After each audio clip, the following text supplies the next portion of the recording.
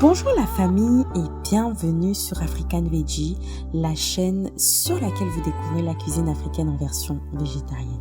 Aujourd'hui, je vous montre comment je fais mon infintine. Il s'agit d'une préparation fréquemment utilisée en Afrique de l'Ouest. Juste après le générique, je vous propose les ingrédients.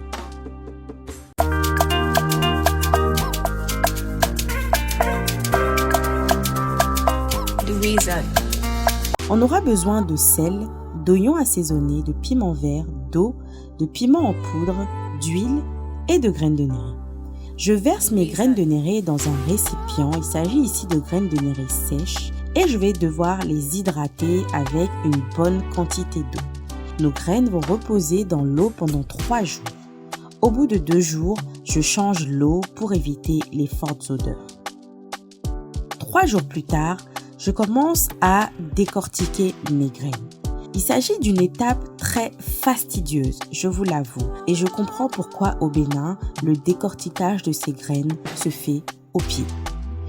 Je retire les enveloppes noires de mes graines et je les isole pour faciliter le triage.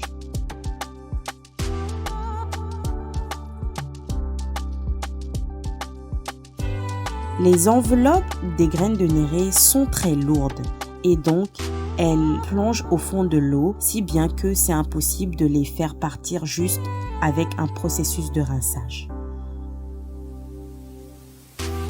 Voilà, mes graines sont décortiquées et voici mes enveloppes. À présent, je lave mes graines, je les mets dans une casserole.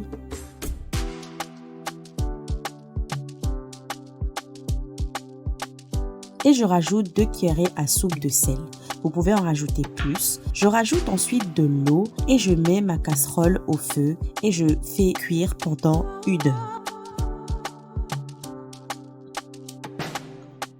1 heure après, mes graines sont ramollies et je vais mettre une partie dans mon récipient pour pouvoir les mixer.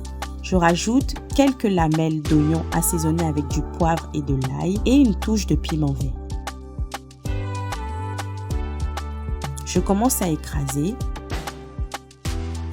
C'était un peu compliqué, donc j'ai rajouté une petite touche d'eau pour faciliter le processus. Je mets ensuite le mélange obtenu dans ma casserole à nouveau et je rajoute mes graines. Je mélange bien et je porte ma casserole au feu. Je rajoute 2 cuillères d'huile. Je remue convenablement et je rajoute une touche de piment pour la conservation.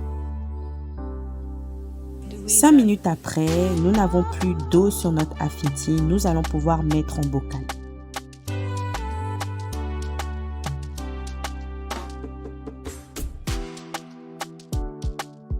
Ensuite, je ferme hermétiquement et je vais encore laisser fermenter pendant 3 jours. Personnellement, je laisse dans mon four.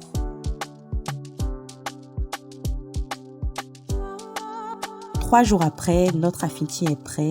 Nous allons pouvoir le mettre sur un plat de moyo par exemple. Je vous remercie mes amis d'avoir regardé cette vidéo. Si celle-ci vous a plu, n'hésitez pas à la liker, la partager. N'hésitez pas à actionner la cloche de notification pour ne rater aucune vidéo sur African Veggie. À bientôt sur African Veggie.